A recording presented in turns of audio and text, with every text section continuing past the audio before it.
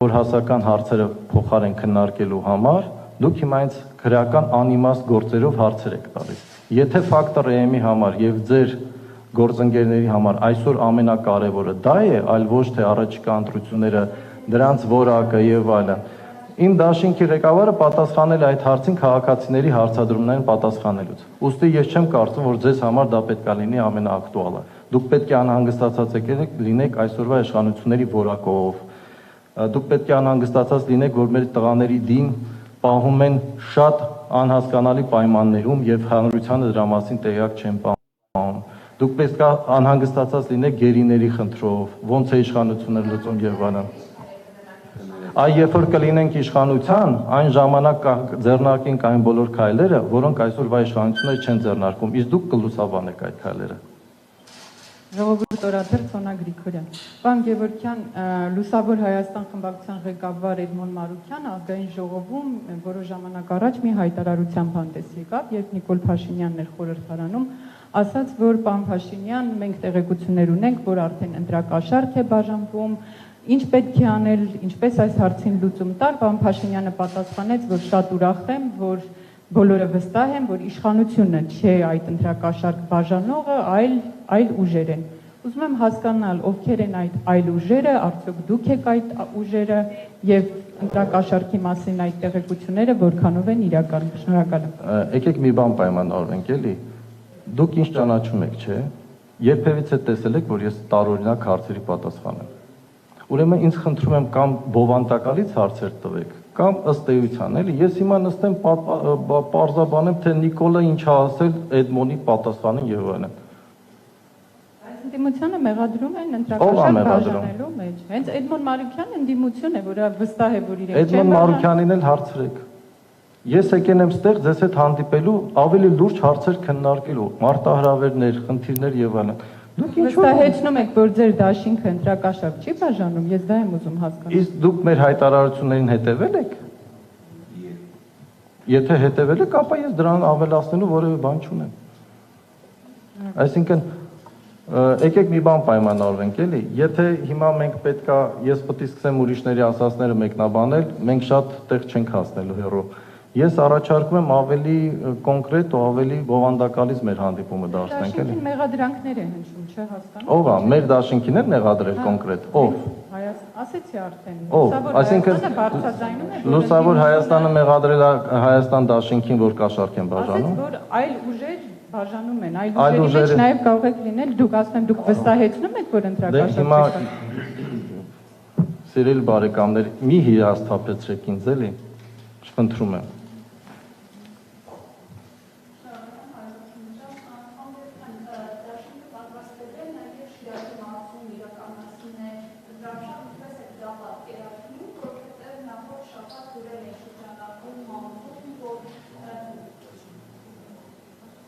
Որ գերիների ծնողները 50-ից ավել տղաները, որ խծաբերդում եղան, նրանց ծնողները հայտարարություններ են տարածել, որ Գյումրիում, Շիրակի մարզում չլինի ինտրարշավ, ինչպես եք սա պատկերացնում եւ առհասարակ մյուս մարզերում ինչ կերպ է լինելու, այսինքն հենց ղեկավարը, երկրորդ նախագահն է լինելու, ովքեր են գլխավորելու եւ այլն, այս մասով պիտի խնդրեմ անդրադառնալ։ Նայեք, մենք բոլոր այդ հանգամանքները եւ առանձնահատկությունները հաշվի ենք առնելու, այսինքն այն ինչ որ դուք նշեցիք։ Եվ ըստ էության, եթե տեսնենք, որ օբյեկտիվորեն անհրաժեշտությունը չկա կամ մենք ունենալու ենք խնդիրներ, մենք մեր ծրագրերը ըստ այդմ կվերափոխենք։ Այս պայծրությամբ մենք պլանավորում ենք հանդիպել Շիրակի մարզի բնակչության ընտրողների հետ, նաև բացատրելու, ներկայացնելու խնդիրները եւ պատասխանելու իրենց հարցերը։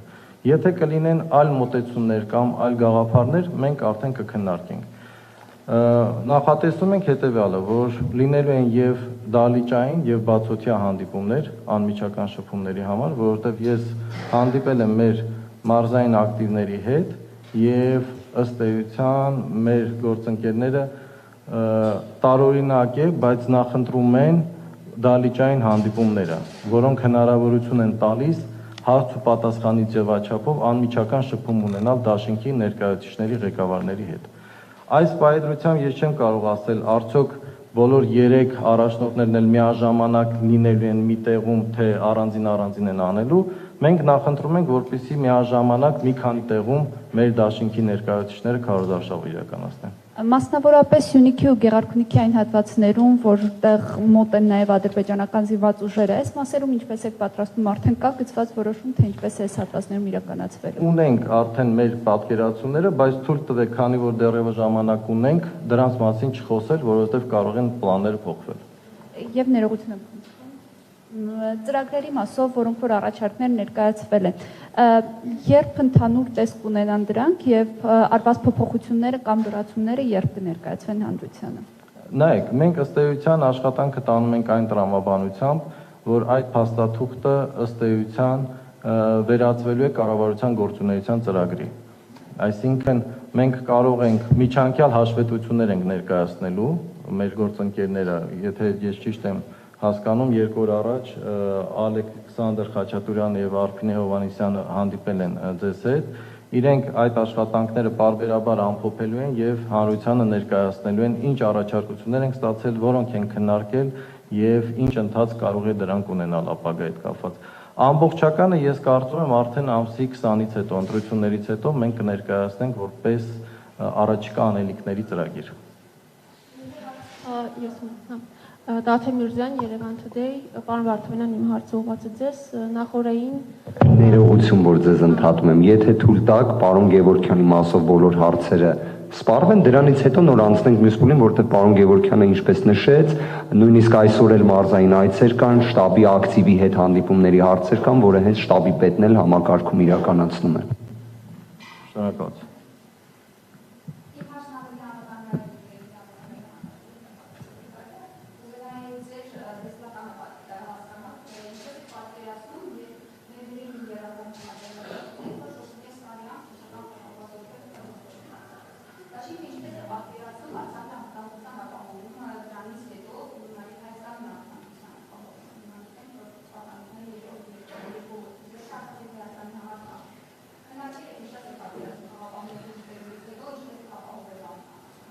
Այո, ես կարծում եմ 3 այդ հարցը նաև քննարկվել է պարոն նախագահի փակ հանդիպանը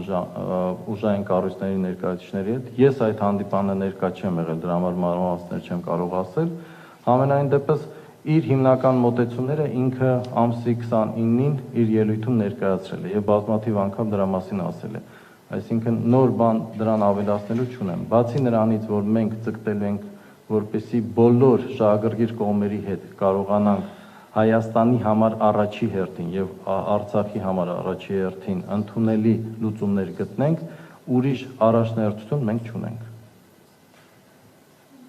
Պարոն Գևորգյանին հարց տամ, հետո դուք պարոն Վարդանյան։ Պարոն Գևորգյան, դուք ասացիք, որ առաջիկայում սպասվում է քննարկում մասնագիտական խմբերի հետ, ծրագրի հետ կապված, բայց նախ առաջ կուզեմ հասկանալ այն քաղաքացիները, որ դիմում են շտաբեր, ինչպես եք ներկայացնում ծրագիրը, որպեսզի յուրաքանչյուր քաղաքացու հասու դառնա եւ տեսլականը ինչպիսին է, թե ինչպիսի Հայաստան են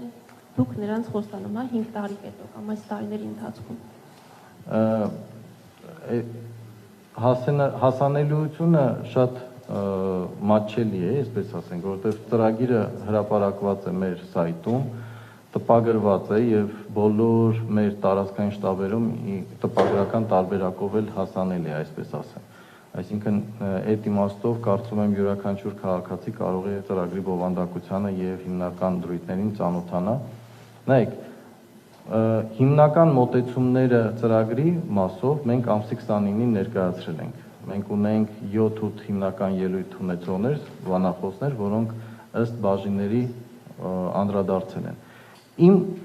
պատկերացմամբ այդ ամբողջ ծրագրի գաղափարախոսությունը 3 հիմնական մարտահրավերների է ուղղված, ըստ ինձ։ Տարբեր մարդ կարա տարբեր ձևի ծրագիրը մեկնաբանի, կարդա, տեսնի եւ այլն։ Բայց իմ կարծիքով դա խաղաղություն, կրթություն եւ արդարություն։ Այս 3 բանաձևերի շուրջ ուժեղ Հայաստան ունենալն է։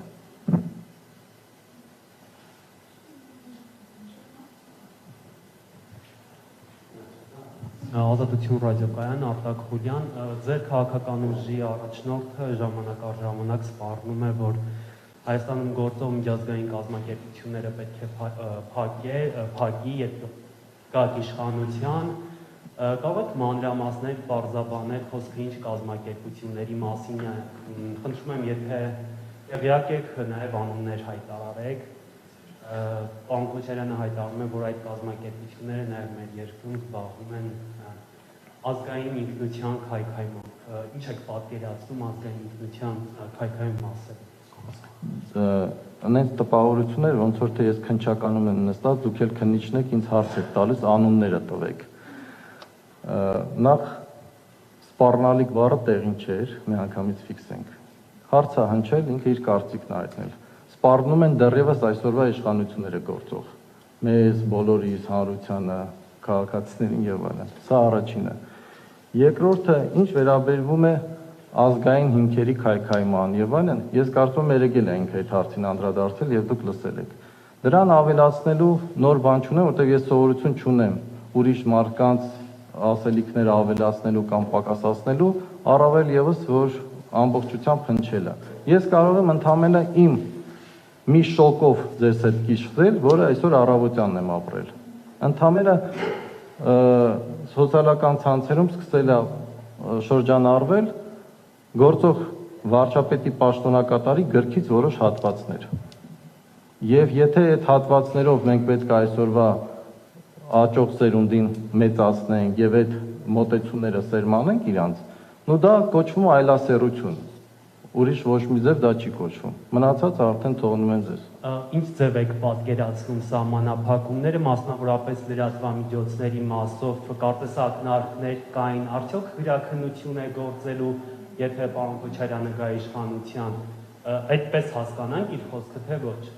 Նախկինում հայտնի է, հա, բազմաթիվ են եղել նման դեպքեր։ Այսօրվանից վատ չի լինելու հաստատ գրաքննության առումով։ Ուրիշ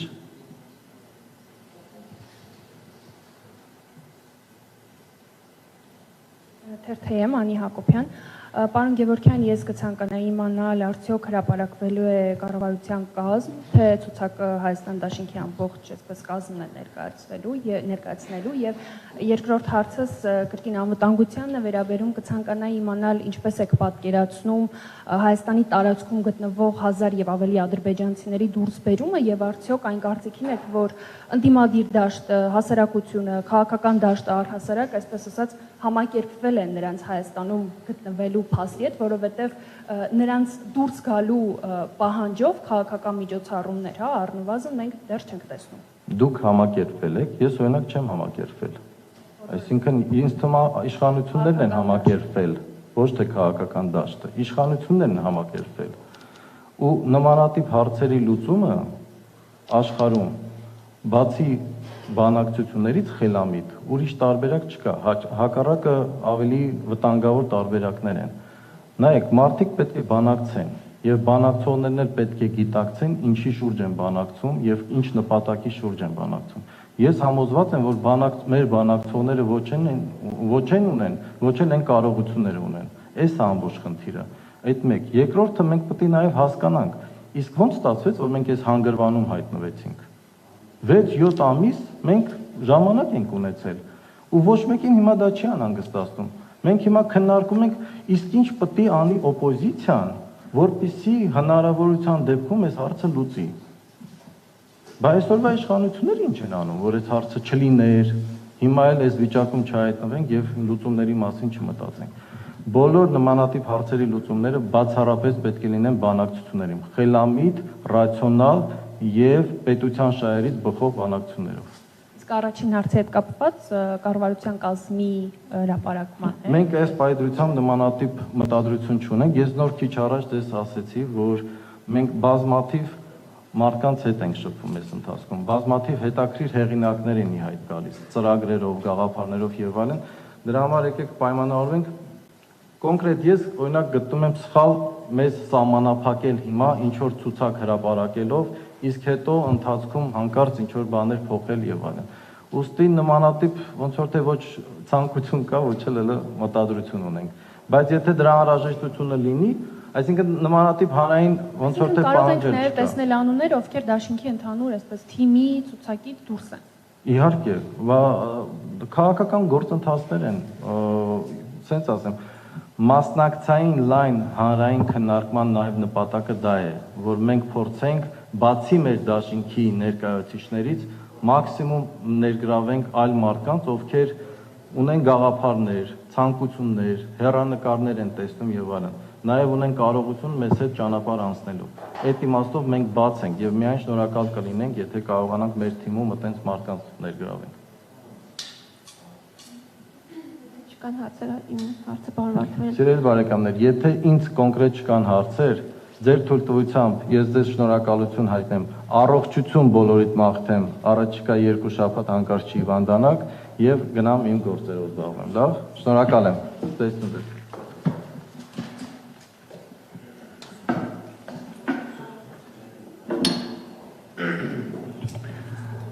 Գործընկերներ ջան, մի քանի հատ շեշտադրում անեմ ձեր թույլտվությամբ։ Մենք վերջին օրերին մի քանի, կարելի ասել, առավել քան անհանգստացնող հանգամանքներ ենք նկատել։ Ներկայիս ժամանակավոր իշխանությունը, հատկապես կառավարության որոշումներով, փաստացի բաժանում է ընտրակաշառք։ Եկեք ձևակերպեմ ավելի հստակ։ Ինչպես է ստացվում, որ 2020 թվականի նոյեմբերին Սյունիքի մարզի համապատասխան համայնքների, Գեղարքունիքի մարզի համապատասխան համայնքների, գյուղատնտեսական կազմակերպությունների, ֆերմաների պետական սուբսիդիաներ չեն տրամադրվում, բայց դրանք տրամադրվում են 2021 թվականի մայիսի 10-ից հետո։ Ոնց է դա ստացվում։ Առհասարակ իշխանությունը ընտրությունների փուլում ունի պարտականություն, հավասարություն եւ օրինականություն ապահովելու։ Ես դες հիշեցման կարգով նույնիսկ կնշեմ, նախորդ տարիներին, օրինակը հենց բերեմ 2017 թվականի հետ կապված, ԵԱՀԿ ԺՄԻԳ-ը շատ հստակ, նույնիսկ Վենետիկի հանձնաժողովը նույնպես, պահանջ էր դնում իշխանությունների առջև, որ նախընտրական շրջանում ամեն կերպ զերծ մնան թե խոստումներ, թե գործողություններ կատարելուց, որոնք կարող են որևէ կերպ կապ ստանալ ընտրական process-ի հետ։ Իսկ ինչ ենք մենք տեսնում այսօր։ Ես նույնիսկ կարող եմ հենց հիմա ձեր ներկայությամբ նաև ընթերցեմ նշված հատվածը, որը նույնիսկ կարելի ասել ամենահենց պաշտոնական աղբյուրով էլ հրապարակվել է, խոսքը գնում է Armen Press-ի մասին, Սյունիքի Շիկահող, Ուժանիս, Բարգուշատ, Խդրան, Սրաշեն գյուղերին տրամադրվեցին մոտոբլոկներ եւ խոտ հնձիչներ։ Այս բա ինչի առաջ չէին տրամադրում, հարցա չէ առաջանում։ Այդ ինչի է հենց ստացվում, որ դա տեղի է ունենում արդեն հունիս ամսին։ Սա հարցեր են, որոնք առնվազն ես իմ առիթից օգտվելով ուզում եմ, որ ԵԱՀԿ ԺՄԻԳ-ի ուշադրությունը հրավիրենք դրան։ Երկրորդ հանգամանքը։ Կարծես թե մեր գործընկերներից մեկը խոսեց սպառնալիքների մասին։ Ինձ իսկապես անկեղծ հետաքրքիր է, արդյոք նույն այդ հարցադրումը տրվել է այն անձին կամ այդ անձի հետ փոխկապակցված ներկայացուցիչների, ով որ օրինակ հանրահավաքի ժամանակ խոսում է բերաններ կոտրելու մասին, ասֆալտին փռելու մասին, ու դա անում է նախընտրական քարոզարշավի ընթացքում, որ դրա մասին նույնիսկ ստիպված է լինում մարդու իրավունքների պաշտպանը հայտարարությամբ հանդես գա։ Ու դեպ այդ անձը վարչապետի պաշտոնը զբաղեցնողն է։ Վարչապետի պաշտոնը զբաղեցնողը խոսում է ատամներ կոտրելու, բերաններ ջարդելու մասին։ Սա իսկապես սպառնալիքի տեսանկյունից առնվազն հնչեցված, արդյոք այդպիսի հարցադրում տրվել է իրեն կամ իր թիմակիցներին։ Ատելության խոսքի մասին կարծես թե նույնիսկ ավելորդ է նշել է։ Իսկ այն, որ գործընկերներիցս մեկը հարցադրում է տալիս նախագահ Քոչարյանի խոսքի հետ կապված, ինձ անկեղծ կթվար, որ մենք նման տեսակ հարցեր, քրեական գործերի այդ կարելի ասել անվերջ շղթան, որը սկիզբ դրվեց 2018 թվականից, կարծես թե այդ էջը պետք է գոնե այս փուլում փակած լինենք։ Մենք տեսնում ենք, չէ՞ ինչա կատարվում։ Մենք ունենք 6 ռազմագերի Հայաստանի Հանրապետության սուվերեն տարածքից, արգելի գործընկերներ ջան, Հայաստանի տարածքից։ Դուք գիտեք ինչ ճակատագիր է հիմա այդ հարցի վերաբերյալ։ Ես ոչ մի տեղեկություն չունեմ։ Ես այն տեղեկություն ունեմ, որ այն անձինք, որոնք ռազմագերու կարգավիճակ ունենալով եւ նոյեմբերի 9-ի փաստաթղթի ուժով պարտավոր էին արդեն Հայաստանին վերադարձրած լինեին, դատավարություններ են բեմադրում թշնամի երկրում։ Ես այդ տեղեկություն ունեմ ու կարծում եմ բոլորդ եք տեսնում։ Ես վստահ եմ ձեզանից յուրաքանչյուրը ձեր հարազատները իրական մարդկային անասելի շոկ են ապրել, երբ տեսել են Աբովյանի դիահերձարանի տեսարանը։ Ինչի մասին է խոսքը, մեր հերոս տղաներին տեսնել այդ կարգավիճակում, այդ ձևով։ Ես ուղղակի բառեր անգամ չէի գտնում։ Դուք պատկերացնում եք, եթե ձեզանից մեկը լիներ այդ ոլորտի պատասխանատուն, ձեզ հետ ինչ կկատարվեր միայն մարդկային առումով, այն շոկը, որը դուք կապրեիք։ Երևի թե ձեզանից ոչ մեկ, այստեղ ներկա գտնվողներից ոչ մեկ չէր ասի, որ դա վրիպակ է, վրիպակ, պատկերացնում եք, որի համար ներողություն են խնդրում։ Հարգելի գործընկերներ, նաև թույլ տվեք ընթերցեմ, այսօր նաև գրավոր կերպով կտարածվի այս հայտարարությունը եւ կտեղադրվի Հայաստան Դաշինքի թե կայքեջում, թե Facebook-յան էջում, նաև կփոխանցվի ձեզ։ Սա կարելի ասել հենց մեր հայտարարությունն է ուղղված մեր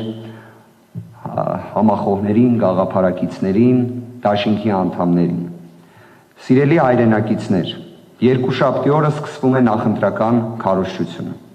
Քարոզչություն, որի ավարտին գալու ենք հայրենիքի համար ճակատագրական ընտրությունների։ Մեկնարկից առաջ հարկ եմ համարում խնդրել մեր բոլոր համակիրներին, գաղափարակիցներին, կողմնակիցներին, բոլոր նրանց, ովքեր համարում են իրենց մեր թիմակիցը, օգտվում են Հայաստան Դաշինքի տարբերանշանից։ Խնդրում ենք պահպանել մեր թիմին հարիր վարքագիծ։ Սահմանափակվենք այնպիսի պատշաճ վարքականոնով, որով սովոր են մեր հայրենակիցները մեզ տեսնել եւ որը նաեւ ուղեկցելու է մեր հասարակությանը առաջիկա տարիներին։ Մենք պետք է մեր գաղափարները փոխանցենք անկեղծ եւ առանց որևէ վիրավորանքի կամ հայհոյանքի, բարյացկամության մթնոլորտում, որը բացառում է ատելությունը։ Հենց այսպիսի վարքագծով կրելու ենք։ Բոլոր նրանք, ովքեր կշեղվեն այս վարքագծից, համարելու ենք այս իշխանության կողմից ներմուծված սադրիչներ։ Վստահ եղեք, ամեն ինչ լավ է լինելու դեպի ուժեղ Հայաստան։ Այս տեքստը նաև կհրապարակվի այսօր եւ ես ուզում եմ պարզապես մեկ շեշտադրումը առանձին հատուկ ընդգծել, սա մեր վերաբերմունքն է ատելության խոսքին, այն մթնոլորտին, որը մենք տեսել ենք եւ տեսնում ենք 3 տարի։ Սա է մեր հստակ վերաբերմունքը, խնդրանքն ու կոչը մեր բոլոր թիմակիցներին։ Այժմ սիրով կպատասխանեմ ձեր հարցադրումներին։ Վարդավանյան, նախ կխնդրեմ անդրադառնաք ձեր այն հայտարարություններին, որտեղ ասում եք, որ տարբեր անձինք ներկայանում են Դաշինքի անունից եւ այդպես ընտրակեղծիքի մասին, ընտրակաշառքի մասին լուրեր են տարածում, արդյոք սրանց հետևել են որոշակի իրավական գործընթացներ, թե ոչ, եւ նաեւ կխնդրեմ անդրադառնաք վարչապետի աշխատակազմի ղեկավարի ժամանակավոր պաշտոնակատար Արսեն Թորոսյանի այն Facebook-յան գրառմանը, որտեղ արձագանքելով Ռոբերտ Քոչարյանի հայտարարությունը նշել էր, որ իրենք վստահ եղեք, որ չեն փախչելու, ինչպես օրինակ դա չեն արել 2008-ին։ Հարգելի գործընկերներ, առաջին հարցի մասով դրանով կարծում եմ նաև Սոնայի հարցին էլ որոշակի անդրադարձ կկատարեմ, որը ներկայացնում էր։ Մենք 2 անգամ պաշտոնապես հայտարարել ենք, որ մենք որևէ առնչություն չունենք ցանկացած ընտրակաշառք, կեղծիք նման որևէ գործողության դեմ։ Մենք առաջինն ենք, որ դրան կտրուկ դեմ ենք, եւ նաեւ ունեինք այո տեղեկություններ, որ պատկերացրեք որոշ սադրիչներ պարզապես ներկայանում են Հայաստան Դաշինքի անունից եւ նման առաջարկներ են կատարում։ Ես դրա վերաբերյալ ուղիղ իրավապահների ուշադրությունը հրավիրեցի։ Հույս ունեմ, որ առնվազն այս ընթացքում, որ նոր տեղեկություններ նման չունենք, որոշակիորեն նման երևույթները, արարքները կանխարգելվել են։ Նաև տեղեկություններ ունենք, որ որոշ հասարակական կազմակերպություններ այս իշխանությունների հետ ուղղակի փոխկապակցված եւս պետք է այդպես մի քանի հատ տենց երևի ստատուսներով, իրար փոխանցումներով նման էլի սև PR-ին բնորոշ գործողություններ կատարեն։ Հայտարարել ենք եւս մեկ անգամ հայտարարում ենք պաշտոնապես որևէ նման երևույթի հետ առնչություն չունենք, դատապարտում ենք եւ մենք ինքներս ենք առաջինը գնալու նման երևույթների հետևից։ Սա առաջին։ Երկրորդ հարցի վերաբերյալ ես ճիշտ եմ չհասկանում, որ խոսքը Արսեն Թորոսյանի մասին է։ Ես չգիտեմ արդյոք մեր գործընկերները տեղյակ են, թե չէ, ես այդ տեղեկությունը ունեմ։ Դուք կհիշեք վերջինս բավականին ըմբոստ խրոխտ ձայնով երևի թե ստատուս էր գրել ուղված նախկին բժշկական հաստատության ղեկավարի ասցեին պարոն Մինասյանի մասին էր խոսքը։ Առաջին ակցիանի դատարանը վճռեց, որ դա զրպարտություն է, վերջինս պետք է հրապարակավ ներողություն խնդրի։ Վերաքննիչ Ատյանը այն ամփոփող թողեց, վճռաբեկ դատարանը վարույթ չընդունեց։ Այդ չփախնող տղամարդը գիտեք ինչ արեց դրանից հետո։ Իր Facebook-յան էջը փակեց, որ Facebook-յան էջ չունենա, որ այդ իր պարտականությունը դատարանի կատարի։ Պատերազմի օրերին, երբ ոչ մեկին հետաքրքիր չէր այդ ամենը, մի հատ թերթում, եթե չեմ սխալվում, ազգ օրաթերթում թաքուն հրապարակում է իր հերքումը։ Այդ մարդն է խոսում։ Այն մարդն է խոսում, որը լինելով աշխատակազմի ղեկավարի պարտականություններ կատարող, ինքը մի հատ կարծիք հայտնել է Դիահերձարանի տեսարանի մասին։ Բայց իր գործընկերն է առողջապահության նախարարը, ով նույնիսկ Հիպոկրատի երդումը չի տվել, ու առողջապահության նախարարը։ Իսկ մնացած հարցերի մասով կարծում եմ հասարակությունն էլ շատ հստակ իր գնահատականը տվել է նշված անձին։ Ինքը շատ լավ գիտի իր վերաբերյալ ինչ գնահատական են տվել։